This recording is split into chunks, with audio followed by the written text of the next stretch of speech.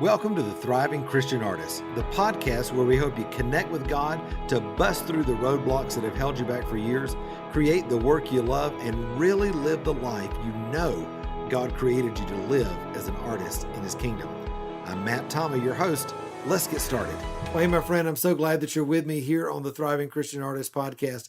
You know, during our Best Of series this summer, I'm featuring podcasts that are my favorites and also some that are your favorites as our listeners as well. And listen, I have to say, of just about all the interviews I've ever done, one of my very, very favorites is with my friend Alan Arnold, who's actually an incredible writer from Colorado. He works with John Eldridge's ministry out there, used to work with Thomas Stelson Publishers. But he's got an incredible book that's one of my favorites called The Story of With. And we talk about in this podcast episode how to accelerate your creativity and really move into what he calls the story of with. I know it's going to be a big, big encouragement to you. And I just want to encourage you to keep listening, because even though you may have heard this one before, I know it's going to be a big encouragement to you today. And hey, maybe you've never heard this before, and so it'll be a great reintroduction to an episode that we did over a year ago. All right. Listen, I can't wait to see you in August. We got some brand new guests, new topics, new everything coming up in August on the podcast, and I can't wait to spend some time with you then. So have a great summer and enjoy this episode with my friend, Alan Arnold. Well, hey there. I'm so glad that you're on the podcast with me today. I've got a brand new friend of mine on with me today, Alan Arnold. And Alan, we met in kind of a serendipitous sort of way. We were both on a separate podcast, Troy Mangum's The Kindling Fire, and Troy called both of us and said, you guys should meet. I think you would really like each other. And so we've been getting to know each other over the phone and over the last few months. And I have to say, what a pleasure it is to get to know you and your journey. Thanks, Matt. It's really an honor to be talking with you. And just from our past conversations, when you find a kindred spirit who's on a similar journey, although different, but similar in terms of a passion for creativity and art and story, it's just like finding a new best friend. So I'm looking forward to our talk today. It's good times, good times. Well, listen, just to give you a little bit of an introduction, I'm introducing you as a writer and that sort of thing. I'm right in the middle of your book, which is fabulous. Everybody should get it, called The Story of With, which is this beautiful allegory about creativity and identity and imagination and all this. But before that, you were also in the publishing industry for, 20 plus years at Thomas Nelson. And now you're working with John Eldridge's ministry. Ransomed Heart is the content director out there. So I really feel a kindred spirit in that we're kind of on, it seems like you like both ends of the creative process as well, the production end as well as the doing it. I'm interested, how did this author side of you come to the surface in your life? Well, I worked with authors, like you said, at Thomas Nelson. I was the fiction publisher, started that division, and for 10 years was the publisher, and got to work with just amazing storytellers and help them shape those stories and then help them bring those stories to life, but never thought of myself as an author. And so that journey really began when a journey of my life began. God invited me into, Matt, this whole new terrain of what does it mean to move from being an orphan who knows about God but doesn't know God as Father into a journey of sonship, of knowing God as a father, as a dad. And that journey, which took place about 7 years ago, rocked my world. And as I was going through that, then I had something to share in story form, because I couldn't help not share it. Like it was so transformative to me as a man and as somebody who loved story and as somebody who loved art, to be able to, now say, you can do it too, because I knew so many storytellers from my time as a fiction publisher who knew the metrics of a good story, but they didn't necessarily know how to step into story, how to co-create with God. And so as God brought me into that, man, it's been a great journey, because it's been a journey of my own creativity, discovering what it means to be a storyteller for myself, but also inviting people into the story of who they are. Right. I love too that you are taking the story of identity and imagination and all this and encapsulating it in story, because not just here's how to do it, because I think one of the things, and I've taught about this, I talked about it in one of my books, I don't know, but about this idea that when Jesus came, to talk about the transformation of the kingdom, he did it in the context of story, because story has this supernatural sort of sticking power. I call it, it sticks with us. It immerses us in the truth, as opposed to just kind of here's the black and white bullet points. And I think so many of us were raised in church where it was just about the bullet points, get saved, don't go to hell, wait on the Holy Ghost bus to come take you to heaven. And it's like, wow, there's so much more, and I love that you're taking the story of the kingdom and encapsulating it in story so that it really gets inside of people. Well, thank you. I really don't know another way to do it, because it feels like that from the beginning of creation, God chose story as his canvas and chose story for us as humans, starting in the garden, starting in Eden, and with his own creation days all the way to now. And so, when we think about the deeper things of life, I think they almost always have to be involved somehow with story. And you think about Jesus, in the Gospels, so many of the deepest truths he shared were through parables. And so his response to people in terms of what is the kingdom like, or what is God like, or what is heaven like, it would always almost begin with, well, the kingdom of God is like, and Right. he would tell a story. Right. And I think that's because the deeper truths go beyond black and white facts. And so story is the language of the heart. And I think it's a shortcut for us as men and women to go, wow, I knew the facts. Now I know a deeper reality when I experience it myself through life, through story. Yeah, absolutely. I'm interested in your own, journey, how you've come to this, because we talked a little bit before. I'm not through the book yet. I'm like about I think almost a halfway, somewhere in there, but you're starting to talk in, the story of With about living from a place of expectancy. And you make a beautiful delineation there that you're not talking about living from a place of expectation, but really of anticipation. And I wonder, was that your struggle, and how did that work out in your life? How did you come into living in your own creative journey from a place of anticipation? Well, absolutely. It was my story. I believed for a good part of my early adult years that who I was based primarily on what I did. And so the more I did, and the more that was received well, and the more promotions that came from that, I thought the answer was, well, okay, do more, then do more. And so my life was a series of performance-driven striving, and I would keep trying to do more. Well, Matt, the problem with that is at some point it all implodes, because you can't continually do more and more and more. And I use the example a lot of times of the famous scene from the I Love Lucy TV series of the chocolate, when they were in the chocolate factory. Right. And a lot of people will remember that. This is from the 1950s TV show. And Lucy and Ethel are assigned the task at this job of wrapping chocolates on a conveyor belt. And at first it seems super easy, and the conveyor belt's going really slow, and they just pick up the piece of chocolate, wrap it, set it back down. But eventually it starts to speed up more and more and more. And they realize we're in trouble. We can't continue at this rate. But if one goes through unwrapped, we're fired. So they start hiding them in their pockets, and hiding the pieces of chocolate in their hats and in their mouth. And the factory supervisor comes out, and it appears they've wrapped everything okay. She doesn't know there's hundreds of pieces in their pockets and in their hats. And so the supervisor's response to them is, "You've done great. Speed it up." And so the conveyor belt goes twice as fast as it had been. And they just look at each other like, What are we we're in going this to do? losing game.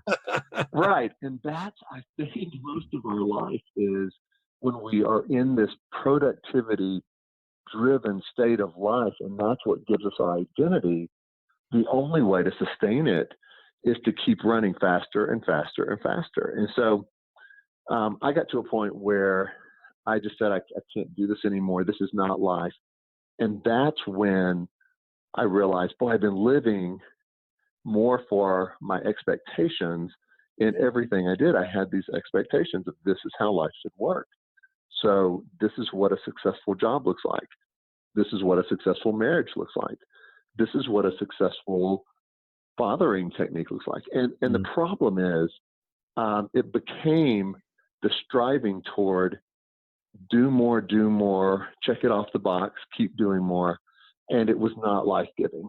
Now, compare expectations to expectancy. Expectancy is the way I would define it. When I talk to God, as a son talks to a father, God, I'm not sure how this day is going to go, but I wake up with an expectancy for what you have planned. I wake up with an expectancy for what we will get to do together. And that is a releasing of expectations. It's saying things don't have to go my way. Things don't have to all happen a certain way for me to deem a day successful. In fact, there's a lot of mystery. I don't know how the day will go, but I have an expectancy because I have a good father. So now I enter into everything with this sense of wonder and awe and waiting to see how God's going to orchestrate things and what my role will be. So it's really polar opposites, expectancy versus expectations. That's so good. I imagine too that's gone over into your own creative process. I was doing a little bit of research for this call. I try to keep these as organic as possible, but there was a great quote from the Oregon Christian Writers interview that you did about your creative process. And I would love to just get a little more of your heart on this, because you said it's more important for writers to take time to understand the creator's motive for extending this immense gift to us and to accept it. God's primary desire is not that we create works about him or even for him, but it's that we create with him. His invitation is always toward intimacy. And I'm like, we're preaching out of the same book. I mean, I just love it. Talk a little bit about how that creating with God has transformed your own creative process. Absolutely. Well, it starts with, you used the word motive earlier, and that's the perfect, I think, entry point, because we have to pull back and go, what was God's motive for giving us our talents and our gifting? And the quote you had was from a writer's conference, but this is for any artist. This is for people who do, work with their hands. They make baskets, or they paint, or they're chefs, or they're ballerinas or poets, whatever, architects, whatever it may be. Your creativity was given to you, I believe, by God. So the question then is why? Why did God do that? And the answer I think most Christians have is kind of a default answer is, well, so we'll get busy doing things for God. So to whom much is given, much is expected. Get busy, start doing something with it. And so it brings the stress and pressure, and really, if we're not careful, identity is formed on how well are we doing what we're doing, and do we think God is pleased with us? And if you turn that on its head and ask the question, what is God's motive? I believe the answer is he gives us our gifting so that we will step into it with him, step into the things we love with him. And as we do that, we get to know him more intimately, more deeply.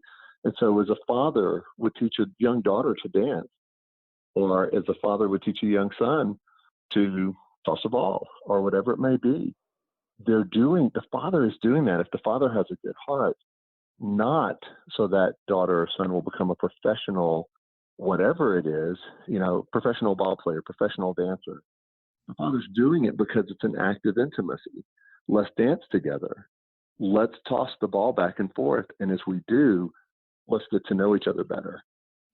That's good. That's why I feel like God has given us our gifting as an invitation into pursue the things you love with me. With is key. With is intimate. With is relational. With is together. And so we're given our gifting. It was knit into us, I believe, before we were born, not so we would have the pressure to do more or have some pressure of validation, but simply foundationally, it starts with relationship. Will you do this with me together? As you pursue what you love, you'll get to know me more in the process, I think God says. You know, I love that quote by St. Irenaeus that says, the glory of God is man fully alive. And it's kind of been a big life quote for me. And after I read Wild at Heart and all, you know, all these kind of really poignant books that helped in my transformation over the years. But I remember when I first began to tell people, I think God's calling me to be an artist and I'm going to make baskets for a living. And they're like, no, what?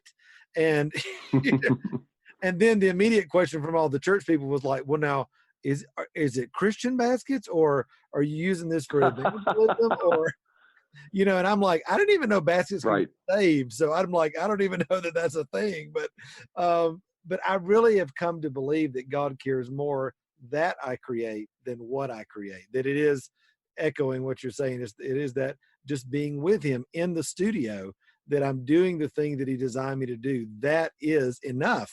And that is such a huge part of my anchoring in him creatively and spiritually. And there's such a place of rest. I think that, I don't know if you would echo this, but I think that staying in that place of rest for me and for many creatives is the challenge of our life, right? to not be so enamored with our production.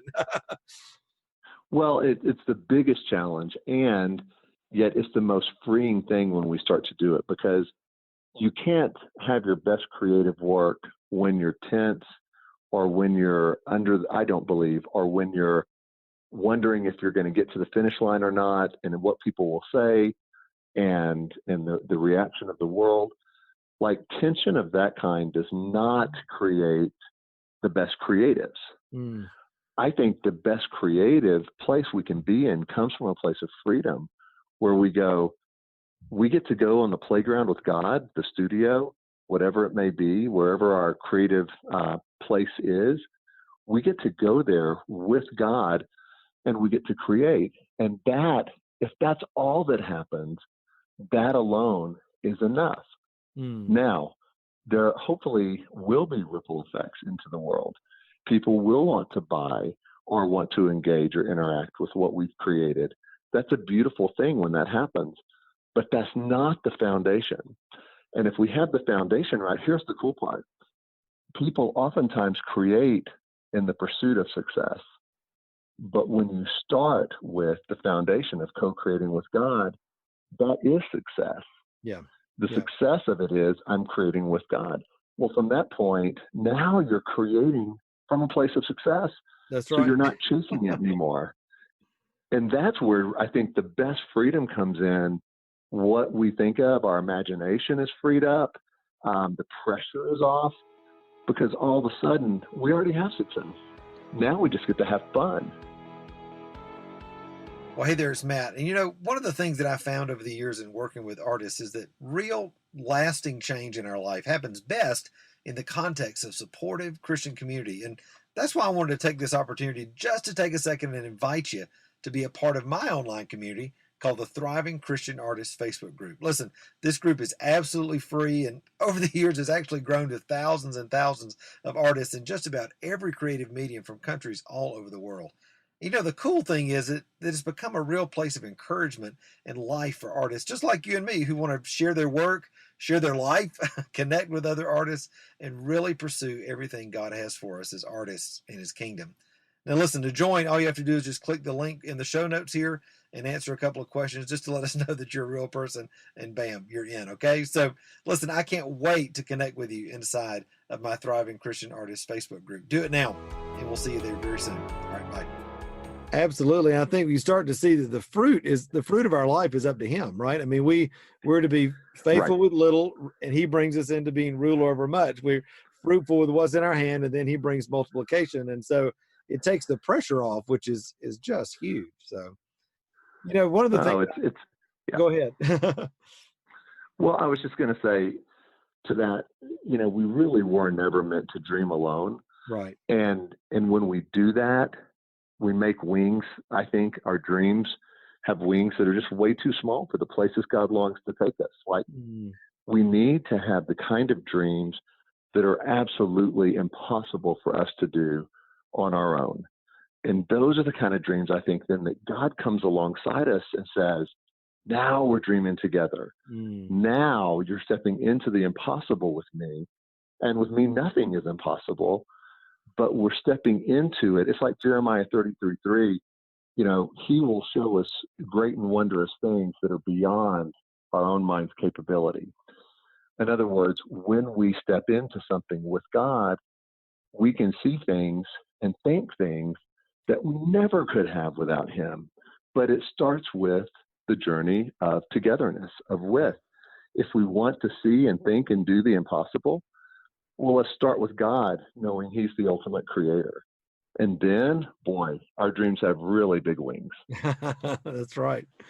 Yeah, I'm always interested in the practical side of life, because it's one thing to talk about, large concepts like with and intimacy and identity and that sort of thing. And yet I always love to break it down when I'm talking to people about what are the real habits that you're employing on a daily basis, regular basis, to really cultivate this sort of the story of with, being with, this intimacy in your life, both in your creative process and in your relationship with both God and others. What are some of those habits look like for you?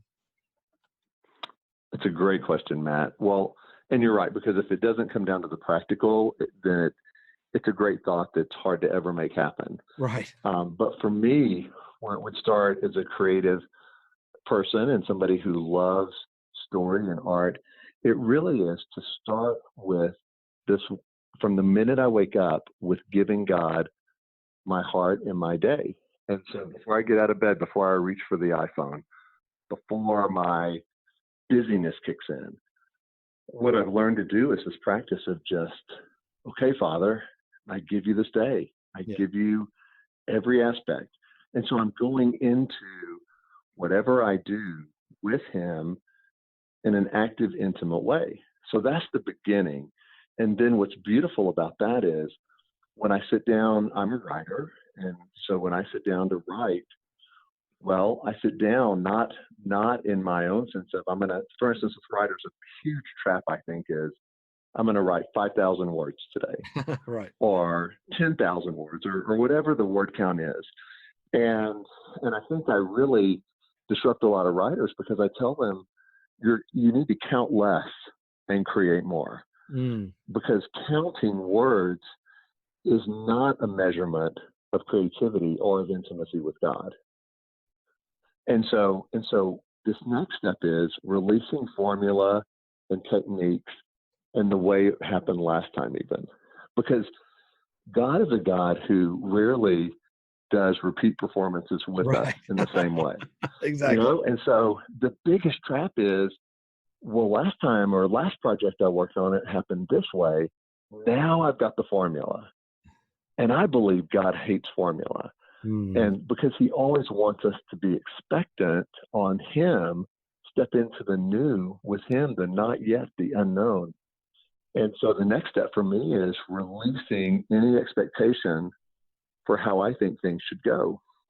So in other words, I sit down to write and I sense God saying, close the laptop, close the journal. We're going to actually go on a walk around the block right now. and being willing to go, wait, instead of saying, God, hold on, I've got to get this thing done today or I'm going to be behind, to say, okay, I would rather walk with you than write with you at this moment, God. Yeah. Because that's your invitation for me as an artist, to walk with you. Sometimes he'll say, go to a movie. Sometimes he'll say, turn on worship music, whatever it may be. But it's that openness to the voice of the Creator who is leading us, guiding us, wooing us throughout the process. I remember for me, when that really started to change, I was really struggling with the calling God had given me about being in ministry and marketplace, both full time. And I was like, God, that makes no sense. Nobody does this. It's, I need a better parameter, and it's kind of like, Matt, whether whether you're out walking in the woods, or whether you're writing a book or doing a podcast, or whether you're in the studio, or whether you're just visiting with somebody who comes by the studio and just to see you or whatever, all of that is part of who you are in the kingdom. And as long as you're being authentically who God's called you to be in the moment, responding to him, you're good. Because I was so afraid, Exactly. as a man and as the provider of, for my family and all that. It's like, well, if I don't produce, then this isn't going to get done. And it's like, no. Your provision comes out of who you are, not out of what you do. And I know that for me was a huge shift in just being able to take a breath and rest in who I am and who God called me to be, and let the production, like I say, and the fruit, be up to him. So that, just to echo what you're saying, is so good. Oh, yeah. And that's why in the book that I wrote, The Story of With, at the end of each chapter of the allegory, there's a little section about a page, 2 pages, that I've called the shift to with. And you were just talking about shifts. Well, I think part of the practical nature of how do we do this? How do we journey with God in our creativity, in the things we love? And to me, it's a series of steps or of shifts. And so part of the shift may be, okay, let me identify the deserts in my life, the things that make me dry and weary and burn out. Let me identify those. How do I do that with God? Or, okay, how do I now understand the difference of open and closed doors? Because a lot of times, in our pursuit of what we love, let's say that we send out 3 resumes somewhere of 3 places we'd love to work. 2 come back no, 1 comes back yes. Well, most people operate under the assumption of, well, I guess the one that said yes is God's will, and the ones that said no aren't. But the problem with that is it's not a relational model, it's a formulaic model. A better question is, God, are you trying to teach me to close an open door that's not from you? Or are you trying to teach me to pick the lock of a closed door that you want me to learn how to open? Wow. Also, the enemy knows how to open and close doors. And so is this a door that shouldn't have been opened? Or is this a trap? Or is this just a big waste of time that the enemy could have me on by saying yes to something that really isn't the best for my heart? And the only way is intimacy with God, is asking him like a son or daughter would ask a father. That's right. So I think so much of our journey, it's taking those shifts one at a time and saying, what does it look like to try this? What are the scars of my story? What are my desires? And just pursuing it bit by bit. That's so good. It's all about learning to hear his voice, right? and just walk Exactly. with that knowing. So, I know that there are people out there right now who are listening, who maybe they're just coming into their creativity, or just realizing that God's got a plan for their creative life and them in the kingdom. And they're thinking, oh my gosh, I'm really living in expectation. I'm not living in expectancy. I'm just starting this thing, and I know that I've got a lot of work. What would you say to that person that's just like, wow, I want to live like this, but I've got no clue where to start? Yeah, I would say the good news is it's really simple. Man complicates things, God simplifies things. That's good. So first I would say take a deep breath if you feel that way, and know that God doesn't make this complicated any more than a father would want to complicate things for his son or daughter. So the first thing I would say is simply stop, pause, think about the things you love to do, that you've loved as a boy or girl, all the way from childhood to now. Maybe you felt like you could never make a living at that, or maybe you felt like you needed to let those things go as you grew up and you were told just to get serious and get a job. Well, ask God, why did you give me a love for that? Maybe it's, coaching. You love the sport. Maybe you've always wanted to coach that sport as you grew up. Maybe it's, teaching something, playing the guitar. And you think, well, all that sounds great, but I couldn't necessarily make a living from that. Well, see, that's where we don't know the answer. We have to ask God, because we tend to think, okay, well, the answer is either A or B. And God says, I've got 50,000 answers. I've got unlimited paths for you. Do you want to trust me, or do you want to figure it out in your own strength? That's And right. see, the invitation there is intimacy, relationship. Ask me, walk with me, come with me. And that's where it gets fun. So the pressure's off. It's just simply sitting with your Father and saying, God, why did you give me those desires? And I've let them go dormant, or I pursued them, but I pursued them in my own strength. Now, what would it look like to do it together? And then the adventure begins. Oh, that's so good. I was telling somebody the other day in my mentoring program, I was like, guys, when you start to learn to respond to his voice, it's like all of heaven opens the doors and goes, finally, finally you're ready, for this. And it's like there's such an acceleration and momentum and grace that begins to come around your life when you do that, because you're not creating the wave, you're riding his wave. You're coming into agreement with the things that God's already purposed for your life. And now we get to be that conduit through which he can flow. And it's a whole lot more fun and a whole lot easier than trying to do it in your own strength. So, wow. Well, and you know this, Matt, but whatever you create in your own strength, you have to sustain in your own strength. Right. That's right. And that becomes so exhausting. But when you know God has led you into something, invited you into something, and he's opening doors, and he's creating opportunity, and he's giving you the strength and the creativity and gifting, like the pressure's off. Yeah. Because you didn't start it. This isn't a view. It's a bigger story than you or me. We're not the hero or the focus anymore. We're a part of something incredible, but the pressure's off to sustain it. We simply get to experience it with God. And that's, to me, that's like a road trip. It's like when God invites you down a new path, you don't have to know all the details before saying yes, but you simply get to look at it like a road trip. Yeah. This is a road trip with the Father. I don't have to know where we're going. I don't have to have all the answers because I'm not the one driving, but I get to do it with God. And to me, what could be more exciting? Oh, that's so good. I just know that there's so many people out there listening right now that are going, yes, yes, yes. I want to step into that. And I want to invite you, Alan, if you would, just to pray that the Lord would just begin to unlock people's heart into this truth, because it's so vital. It's the thing I'm passionate about. I think this is why Troy said, you guys are going to love each other, because we really are just so passionate about seeing people be able to step into the fullness of who they are beyond performance, but really based in their identity with him. Would you just pray and just release people into that today? I know it's going to be a huge encouragement for them. Absolutely.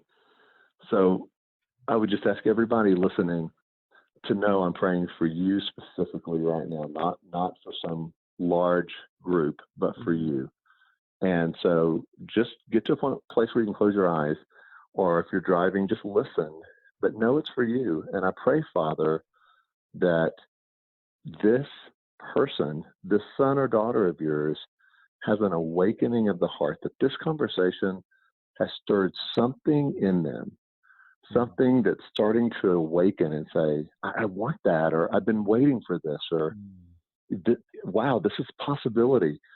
And Father, I pray you would just take that longing and step in with your son or daughter and show them your love, your presence, and your desire to step into all of life with them. That their dreams and longings, they don't need to be downsized, but they need to be upgraded to the kind of dreams that are only possible with you. And I just pray that everyone listening would just take that first step of saying, Father, I want it. I want to experience life with you. I want to step into what I love to do, how you've made me. I want to step into that with you. And I release all expectations for what that looks like, but I increase my wonder and expectancy of how you will be there for me as a father, taking me into this journey, a journey you get to do with him. And I pray, God, that this week, with the same week somebody's hearing this, God, you would show them signs of how you're doing that, so that they see this isn't just for a few people, but it's for everyone who longs for more, who hungers for more. Mm. And you are the more. It's in Jesus' name I pray. Amen. Amen. Amen. Wow, there is a new normal in the kingdom, and it is not the normal that we've always experienced. And Alan, I'm just so thankful for the thing that you carry that God's given you in the kingdom to really awaken people to this new normal, for all that He's got for them. Thank you so much. Listen, I know that people are going to want to get in touch with you. So where's the best place in the website world out there of the interweb, as we say? What's the best place to contact with you? Well, the best place, couple of things. If they haven't read the book yet, I think that's the best way for me to have a conversation with them, Matt, is for them to either listen on Audible or check out the book on Amazon, The Story of With, because that just lays the foundation for everything we're talking about. Mm. But then they can follow me online if they want, on Twitter, at The Story of With. Okay. Every day I leave 3 or 4 or 5 thoughts that it's not to sell anything, but it's just to encourage people on this journey. And so they can follow me there. My website is withallen.com. It's WITHALLEN. My website's in progress. So I've spent more time trying to create than I have on my website so far. So they can find me there, but just know that it's going to have a major upgrade in 2019.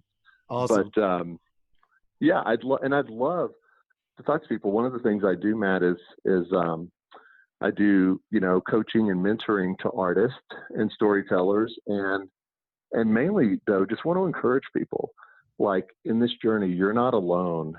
And boy, when you awaken to do what you do and love to do with God, it literally is transformative.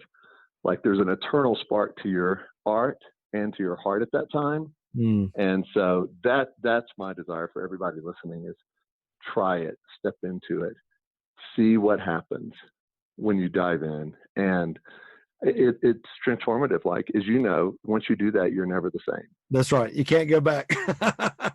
No. Well, Alan, it's been a pleasure. Thank you so much. And for everybody listening, I hope you'll check out Alan on Twitter and his website, and definitely get the book.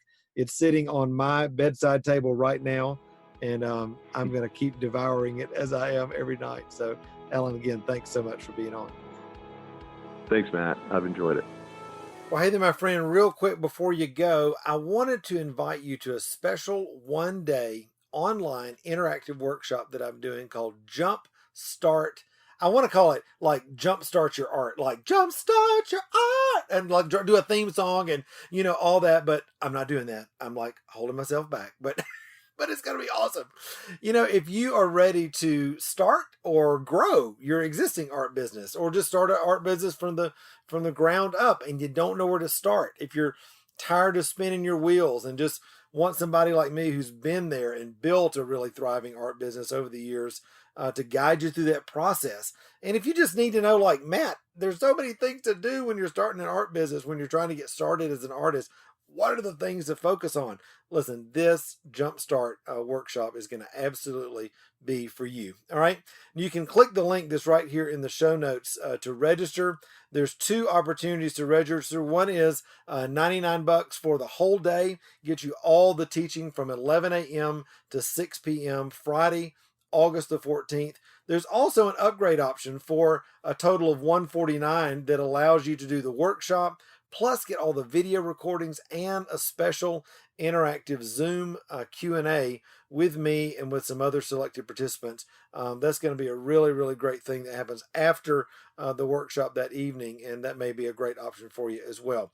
Now, when you register, you're going to get immediate access to the private Facebook group where this workshop is going to happen. You're also going to get an instant download of 3 really, really great resources that I've put out.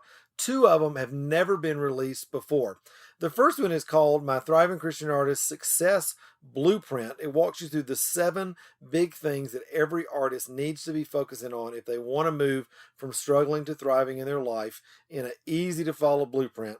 The second is really the basis for the workshop, which is called my Thriving Christian Artist Starter Kit. It's a 26-page PDF that walks you through all the details that are in the Success Blueprint. It gives you journaling activities, to-do lists, a 30-day plan, even my tech tools list, which is a huge, huge time saver. And then also I'm going to give you my Sell Your Art and Make Money Quick PDF, which is a 9-page download that you can get with over 60 different ideas to start selling your art quick and make money fast with your art. You get all of that when you register. All right. So be sure to click the link that's right here in the show notes. I don't want you to miss it. This is the first time we've ever done a one-day online workshop. We're expecting hundreds of artists from all over the world. And I'd love for you to be there as well. All right. Hey, thanks for listening to the podcast, and I'll see you again soon. All right. Bye.